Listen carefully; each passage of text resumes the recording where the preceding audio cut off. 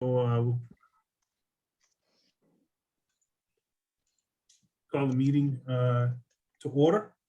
As a reminder, this meeting is taped and could be replayed at a later date on WRPS or other media outlets. So we do have minutes from August. I believe that was the last meeting that we had that we actually had a quorum. I think the January 18th meeting, the last meeting, we had a quorum as well. So I think it would be both August 17th and the January 18th. I just went back through. Oh, that's right, because of the because we did it. Okay. We just didn't vote on the earlier meetings because we were trying to figure out which meeting minutes that were actual meeting minutes versus just notes from a discussion. Correct. So take a vote. I'll on the August meetings. If we want to, we'll look to vote on the approve the August minutes. I make a motion to approve the August minutes. I got a motion by Chris. Do I have a second? Second. By Alan. One thing I don't have right in front of me is who was there that day. Does anyone have? I have that, Rich. Yeah. Sorry. August 17th, we had Doug Lapp, Chris Bernica, Rich Penny, Mark Sham, Doug Wallow, Christine Flaherty, Alan Cron, Ashley Cutter, Jill Maroney, Emily Davidson, Trish Pierce, Michelle Shifley, and Jill Schaefer. I can share that if So I got it. So so I'll do this. I just checked everything off. So I'll go through it. Chris? Yes. Ashley? Yes. Christine? Yes. Michelle? Yes. Alan? Yes. Emily? Yes. Mark? Yes. Jill? Yes. And myself. So those are approved. And I will look for a motion for the January 18th minutes. I'll make a motion for the January 18th minutes. I get a motion by Chris. In a second. We got a second from Emily. Sean, who do we have on that one? let me just open that up. That was in the Sorry. packet that got sent out by Liz. Here we go. The January 8th. You want me to just call the roll as I go through here? Yeah, you So I want it? have, Doug Lapp, Yes. Jill, Yes.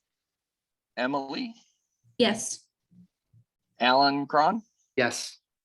Mark Sham, Yes. Jane Hackett, Yes. Julie Schaefer, Julie's not here. Chris Bernica, Yes. Danielle Biggins, Yes. Ashley Cutter, Yes. Trish Pierce, Trish isn't on this. and Christine Flaherty. Yes. All right. Whew. And There's only myself. initials on those names. I hope I got them all right. Sorry. You did. Thank you. All right, so the meetings, we've those two are now approved. And can look to turn that over to Sean. Okay, can people see my screen? Yes. Yes. All right. So the first thing we'll go through is our invoice review for this month. PMA Consultants, our standard invoice, us plus our testing services, SMMA, their construction administration, and Bright Builders, application for payment number 10. That has been reviewed by PMA and the architect. We've gone through it in detail with Bright and recommend payment of this. PMA has gone through all the invoices and everything lines up with the budgets and the contracts. So we do recommend payment of all of these. So we don't need a motion to vote, just if there's any questions, we field them at this time.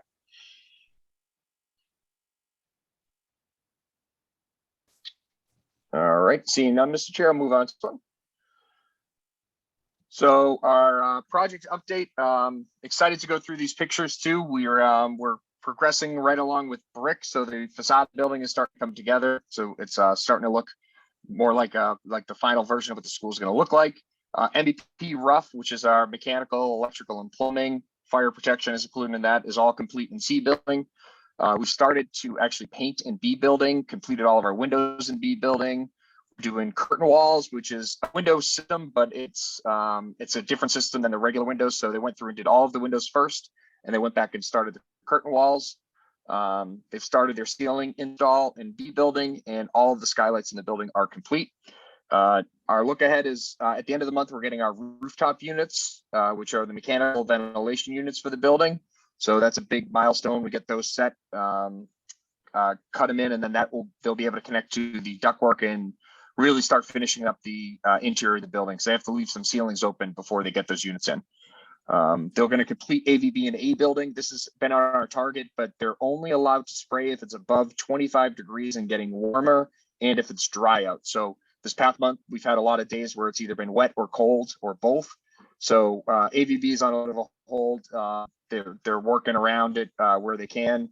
They're not holding up anything yet because brick is still back in C building. So we're looking like next week, we're gonna have some pretty warm weather and we should be able to complete that work. Installation of a culvert. We did have a little hold up in the culvert where the as-built weren't exactly as shown. We've gone through back and forth with Brayton, their subcontractor, with Beta, the commissioning, Concom agent for the town, and with SMMA, we've created a new design to add some different culvert sections to route around it. Now that that's all approved, we're now on the culvert this week. They are literally damming off that stream, and they are pumping water from one manhole to another while they do the tie-in, and then they'll remove the dam on it, and then they'll do the same thing on the north end. The north end is actually right in the school parking lot. So that work goes, we've scheduled it to go over February break to eliminate any interruptions for school operation. So we've worked that out with Mark. We know that teachers and admin are in that building, but it shouldn't be an issue. But with students and buses, we did not do that during school time. So that scheduling and the timing actually worked out pretty well for us. We're going to continue on into our brick once we're done with C into B building. We'll finish up all the windows in A, and we'll start MEP finish work in B, registers, grills, and diffusers, outlets, things like that. So we're moving right along. Just to reorient ourselves, we have 2 of those site cameras on that sensor system. You can monitor those. You can watch them whenever you want, and we encourage you to do so. So last month, this is where we were with A building. As you can see, this is the little bit of AVB that we had left. That AVB is still left, but there's windows that are being installed across A building. So we are making some progress there. And this is kind of that last little piece on this end of the A building. We're waiting to finish up on AVB. The other section of the building, this is our photo from last month. And this month, these tarps are up because there's brick on behind them. So these are called mass climbers. They set them, this is a tarp for heat for the brick. They set the brick, and as they progress with the brick, they move the mass climbers up. So it's a pretty neat system, and it enables them to do brick in the winter. There are requirements of brick and mortar to keep it at a certain temperature. So this tent, they have heat inside that tent, which allows them to work in basically any temperature. So we'll do our normal tour around the outside of the building. This is the front of the building. This would be the main entrance. You can see windows installed all through B, a lot through A, and we do have a couple windows left in A building to finish up. Inside of the gym, all the block walls are done, the framing is done, and they're doing electrical and MVPs through the walls. And once they finish that, we'll be able to close up the walls and move on in that space. Turning around, this is the cafeteria that ties into the gym space. So you can see there is some drywall already up here. The framing is complete.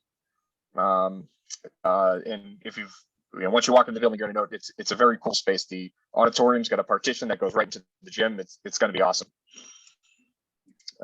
This is the admin suite. So this is an A building in the front. We've got sprinkler lines going in. There's electrical. We have all the walls are framed. So once all this electrical is in the wall and they insulate and they get their in-wall inspection, they'll be able to put up the drywall, tape it, and paint it. Going actually outside the building, backside of the gym. Last month, a lot of yellow and green on this. And you can see they're finishing up their AVB so they can start, they'll be ready for facade on this side as well. A couple of windows left as well. This is that at the back of house area, the custodial area. This is all block wall. AVB in this area is complete. Those are brick ties that you're seeing, so they'll be able to insulate and start installing the brick in that area. And here is the backside of C building where the brick wall is complete. It's installed and they're washing it down. I believe these corners get metal panels, which is why there's those are hauled off and there's no brick there. You know, so there's some accent pieces on their corners, but the brick on that wall is completely done. They're washing it down. They'll remove those mass climbers. They'll move them over to B building, set up that tent system over there, and then they just hopscotch the way around the building. This is that other side of C building, and this is in between the two wings of C building. Last month, these are curtain walls at that stairway, that, you know, the grand stairways at each of the wings. There's one here and one here. Those are installed, and then this curtain wall back here is installed as well. So that's a 20-foot tall full span curtain wall. So you're going to get tons of light into that section of the building. It's going to be really nice. It's really nice when you have big sections of glass, tons of light in the building. Moving around to the other side of C, this is that aerial view that we just saw. Insulation's installed, bricks going up, and they'll progress, and once finished at this side, they'll just keep moving around into this B building. This is what that C courtyard basically looked like last week before they started putting brick up. All the windows are done. These are actually storefronts, so it's a different type of window assembly. Once they finish the curtain walls, they'll move back in and fill in those storefronts. It's a glass, basically a glass door assembly, which you'd see in, you know, a storefront that has a full glass facade. So it lets it's a door, but it lets a lot of light into those classrooms. Moving around the corner, this is the B building. Most of the windows are done. These corner windows are the last little pieces that remain. They're doing those along with the curtain wall. That's that crew that does that work. And then if we go inside the building, this is that interior courtyard. It's surrounded on all four sides by the actual building with a big curtain wall on the side that we're standing on and a big curtain wall on the other side. So when we're looking from the front of the building, you'll actually be able to see through the glass all the way through the courtyard to the back side of the building. It'll let a ton of light in the space, and it'll make it feel really welcome and open when you walk into that space. Moving around to C building, we progress more and more every week. This is the skylight with the drywall around in that neighborhood commons, and all the drywall's done. The paint is primed, one coat of paint's on, and this is actually Durarock that goes in. This is the backer for the tile. The tile installer owns this, so he's coming in, putting all the Durarock in, and then he'll start tiling the walls. This is a classroom in C building. This is with the coat of primer and a coat of paint on it. That's an accent wall color. So we are, we're progressing, and it's starting to actually look like more and more like a classroom. You notice they don't paint above here. That's because actually you don't see that there's a drop ceiling that goes below here, and they only paint as far as you see. So it's kind of the way it works. There's no reason to paint. You don't have to cut in the walls like you do at your house up to the ceiling. You just up to the ceiling height, and that's it. Right away, but I'll go. All right, so this is in building B, Fab Lab. This is that double height space. It's going to have a garage door that opens up to that outdoor courtyard. This is one of the larger spaces in the building, and when you're walking by, you can actually get a sense of that space. It's pretty cool having that double height space, and they'll be able to do some cool experiments with having really tall ceilings in that one room. The access to the outdoor is going to be great. You roll up this door, you can do experiments indoors and outdoors. That's the intent here. This is the media center, which is just off of that. It's a big, you can see the size of this space. It's going to be a great space for the kids to come in. You know, they used to call them libraries. Now it's media centers, but they are multi-function spaces. And it's a really large area for students to come in and just use it and learn. And there's computer labs is another maker space off of this. And then there's nooks and book readings and all sorts of cool places for kids to use. Building B is a little bit behind building C. This is by design, but as we see paint going up in the other building, there's still some sections of drywall being installed here. This building has not been taped yet, so the second floor is a little further along than the first floor. This is on the first floor, and the building just progresses around from C to B to A. But MVP rough is complete and ready for ceiling grids ready for tape and paint and in the spaces. This is in building B inside one of those stairwells. So when you're walking down a stairwell, it's not a dark and dingy stairwell. It's a wide open, lots of light. I think it's similar to that stairwell you have in the front of the high school building. So they're really nice. They do bring a lot of light, and they activate the stairwell. You can look out and see anyone playing out in the courtyard as well, which is an added benefit. So that's our standard kind of picture tour around the building. If anyone has any questions on progress, I'll be happy to take any.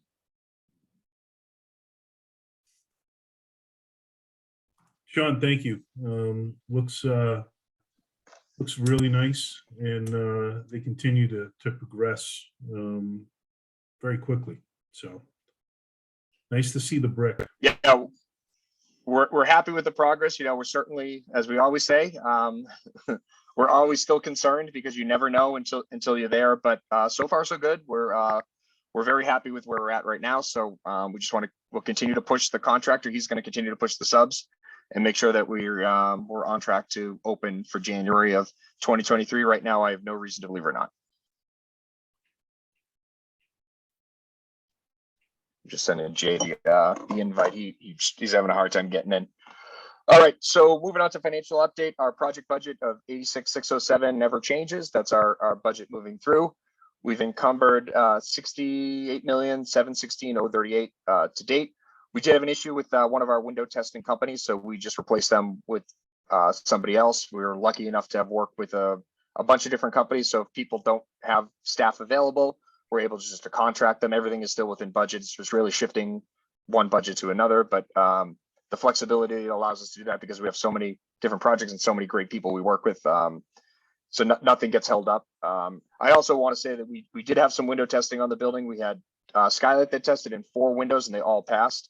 The Parks Department was a huge help. We were having some issues getting water to do the window test, and the Parks Department came up with shovels. They shoveled out the girls' bathroom up by the stadium. They gave us a hose, connected us up, gave us water. So just want to thank. I sent out an email, but I want to thank the Parks Department for really jumping on it without question. Whatever we need to do to get the building done, they were bending over backwards. I think they understand how important this is to the district, and they were really happy to help out. So it's great to see that all the staff of the town are really rallying around this project and making sure that it gets done and nothing gets delayed. So thanks to the Parks Department for helping us out on that one. Invoice was received to date, 33,262,000. That includes the 3.2 million for January. MSBA reimbursement to date is about 18.7 million. There's $3.2 million currently under review. Everything's in order with them. No issues, no holdups there. Let's switch to the next one. Oh, here we go. Gotta go back for a second. Okay. So when we go into the MSBA process, the way it works is before bid, the MSBA approves a PFA, which is a project funding agreement. Then you go and bid, and the MSBA goes back and recalculates your project funding agreement, and they give you a project funding agreement bid amendment. So they sent this to us. We've reviewed this with our team, and what we really end up doing is taking the project funding, taking the bid, putting it back into the MSBA's calculator that calculated the project funding agreement, and seeing what number it spits out and making sure that everything works out. And in this case, we go through and we look at our project budget. So I think some important items to highlight is our project budget, not including contingencies, we're at $81.7 million. After bid, they're at $71.7 million. So we all knew this thing came in $10 million under bid, which is 12% under the construction budget, not including contingencies. The estimated district share went from 47.2 to 37.4, which is a 21% reduction. The MSBA's grant reduced by $370,000 roughly, which is a 0.7% reduction. So the district is saving 21% as part of that bid, and the MSBA is saving 0.7%. The reason that there is a reduction in the bid just has to do with the way they calculate their caps. At PFA time, they set a cap on site work, and the site work cap is a percentage of the total construction cost. So that will never go up. And when the bid came in, the ratio of the buildings, the site work costs changed slightly. and the site work cost was more than was allowable in the PFA agreement. So that's the delta there. We reviewed this with the MSBA and their project managers in detail, and that's just the way that the system works. We reviewed it internally with our team, and everything is by their system. But I think the good news is the MSBA, they're taking 0.7% savings, and the town's getting 21% savings. So I think it all worked out. The bid savings are all within the district, and it was great to see. And it's great that the district was able to save that much money on a market that we were very unsure of going into this. So I know that's a lot to digest. If there's any specific questions to that, I'll be happy to answer anything.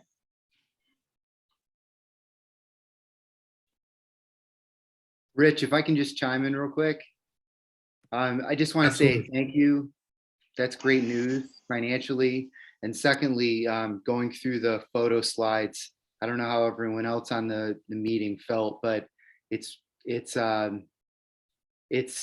pretty powerful to see those photos and to see the building going up and the progress being made. And there's so much work that goes behind every swing of the hammer. So thank you again, Sean, for all the work that you're doing. And I'm just really pleased with how things are going so far. Thank you. Likewise, You know- I'm cautiously optimistic, but everything's going well. It's going really well. And from a financial standpoint, coming in $10 million under budget, one of the things that we didn't know at that time was, how much would that impact the grant. To see that it impacted it by 0.7%, and the budget overall coming in 12% under. That is a tremendous, it's phenomenal. The impact on the taxpayers, is going to be significantly less than what we had originally anticipated. Take not only this, but also what they were able to do when they first went out to bond the first bit of this project, and it came in so low. We're talking, at this point, roughly about 17 or 18 million dollars less out of the townspeople's pocket from when we originally put this project out there. So it's just great work all the way around and great timing. Sometimes it's luck. The timing was perfect. And I think the town made the right decision in combining the schools and building one elementary school, so you don't have to do this again. And you hit the market right, you hit the timing right. I think it sometimes it works out well, and this one seems to have been working out pretty well for us. So, and then congratulations to everyone, and we cross our fingers. We still got a lot of work left to do, but it's going pretty well so far. Let me just say something real quick. Especially this winter, I'm just patching these buildings, keeping them alive. It's coming from, I lived here my whole life, so these buildings, I'm telling you, aren't going to last much longer. The timing is just unbelievable as far as this building being built, on Memorial Park and Jefferson, just at their last legs, So I just wanted to mention that we were talking about timing, and I think the timing is awesome. It couldn't be any better.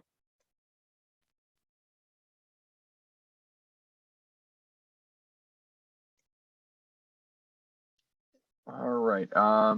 So we have an item for FF&E and tech update. Alan, did you want to talk about FF&E and tech? Yeah, speaking of unicorns and rainbows, I just wanted to make the committee aware of the fact that the FF&E process has been a little rockier than we had hoped. And we've been working on trying to improve it. And I'm confident that we will be able to improve it, but we are a bit frustrated. Michelle Shifley and Rebecca are in charge of the transition process, and Michelle is really the point person on this. And we've had some trouble with meetings and information and just some things that haven't gone as smoothly as we'd liked. And all parties are aware of our frustrations, and I'm very confident that we're going to be able to work through them. But I do feel compelled today to let the committee know that we do have some concerns about FF&E furniture, and we have had some issues in working with the companies to get our furniture. So I just wanted to let everyone know that it hasn't been perfect, and we are working on it. But I did feel compelled at this point in the process to put it on everyone's radar. It's been about 2.5 months that we've been sort of frustrated with how things have gone on our end. I don't know if anyone has any specific questions, but I'm trying not to go into too much detail because it's sort of a rabbit hole thing. But we are trying to make sure that teachers and specialists have input into what furniture we're purchasing and what equipment we are purchasing. And so when we get information, we need to prepare it for the teachers and then collect data from them and then try to make the best decisions that we can. And we've just had some trouble getting the materials that we need to present to teachers and so on and so forth. But again, I'm confident that we're going to work through this, but I did feel as though it was time to put it on the radar of this committee, just so that it is said publicly that I do have some concerns about FF&E, and also to promise the committee that we will do everything we can to make sure that these concerns don't turn into problems that result in any kind of a delay. So just wanted to put that on the record. And if I might, I talked to Dr. Cron about this today. I have a meeting set up with Michelle and Rebecca on Friday, and we will report next month that we have taken care of all these issues and that we're moving forward smoothly. So this is one of those things that it's been brought up, and I appreciate Dr. Cron bringing it up to the committee so people are aware. And we're on it, and it'll be corrected, and it'll be smooth sailing. Well, it might not be perfectly smooth sailing, but it will be corrected, and we will get the correct furniture and all of the correct parts and pieces ordered to correctly operate this building in Rockland. We're committed to that, and that will be done. I've already talked to the design team about it too. They're absolutely on board. No questions asked. Excellent. Thank you. Thank you, Sean. Thank you. We're looking forward to seeing you Friday. All right. So anything else on FF&E or tech? All right. So our next steps are, we're going to keep with the process. FF&E is a big concern now. We're going to ramp up all of our efforts from the design team side and the OPM side to make sure that the district needs are met. We do appreciate these concerns being brought to our attention now, because we certainly have time to deal with them. Now is the time to bring them up, not after the stuff just showing up. So very much appreciate that we have the opportunity to correct this and make it right. We do have time. We started this process, as you may remember earlier, mostly to deal with COVID supply chain concerns if we had them, but also to deal with things like this. So we have time built in here, and I'm confident that we'll be able to close this out and any other issues that arise. Stuff comes up all the time. We address it and we correct it and we move on. So I think we have the opportunity to do that here, and we will do that. As far as next meetings, Rich, have you thought about, it's usually the third Tuesday of every month, in person, or stick with remote? So I'm gonna ask everyone, obviously we were struggling, we tried to, or we did go to, live meetings. We certainly struggled.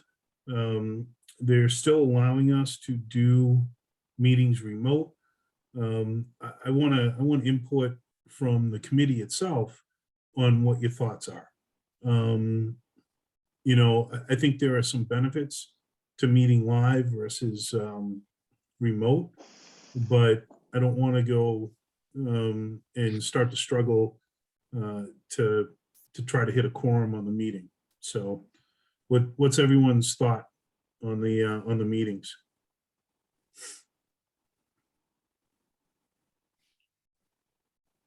Don't everyone speak at once. I didn't want to come. Either's fine for me. This is Now we're in talks at once. Mrs. Gideon made that joke too. Not Mrs. Gideon, Mr. Gideon. Yeah, let me do this. I'll reach out to each one. Chris, what's your thought? Doesn't matter to me, whatever you guys want to do. All right, Christine Flaherty, I can be flexible. okay. Emily, I mean, it's definitely easier from home, but I do miss seeing everyone's face Yeah. in person. all right. Ashley, It's definitely easier for me online just because of all the kids' schedules, but I can always make it work. So it doesn't Okay. really matter. Danielle, I agree with what everyone said as well. I mean, typically I like to meet in person because I think it's nicer to have conversations and it's a little easier to have a back and forth when things come up. But I feel like recently these meetings have been more informational. And so I think unless there's like a big discussion or big decisions that have to be made, if Zoom is easier for people, then it just kind of makes sense if we're able to have more attendance that way. But either is fine for me personally. okay.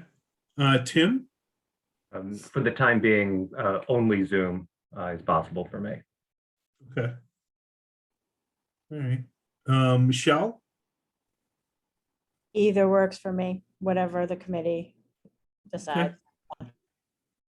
Jean, Either. I'll make it work.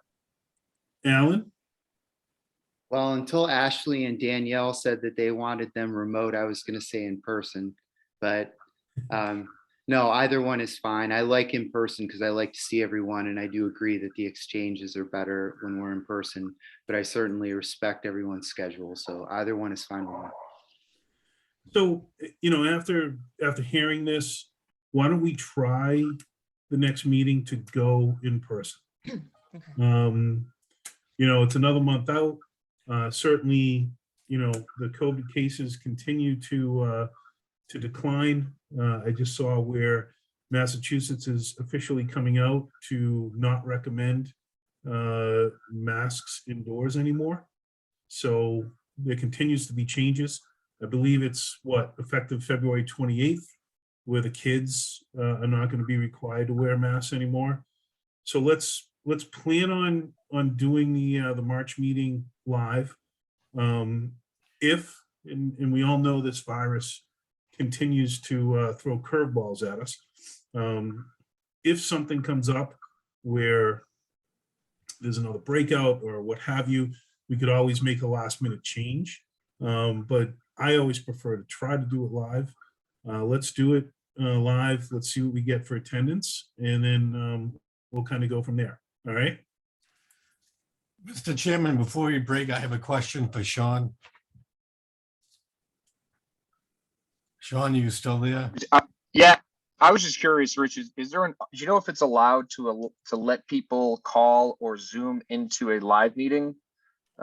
Just because if there's people that can't make it and they want to attend and they want to be a part of it, it may be an option to let them call in, and then you can have your quorum, and you can kind of have your cake and eat it too. People who are able to come can come, and people who can't can still participate. So the best person on this to answer that would be Mr. Doug Lapp. I believe that is possible.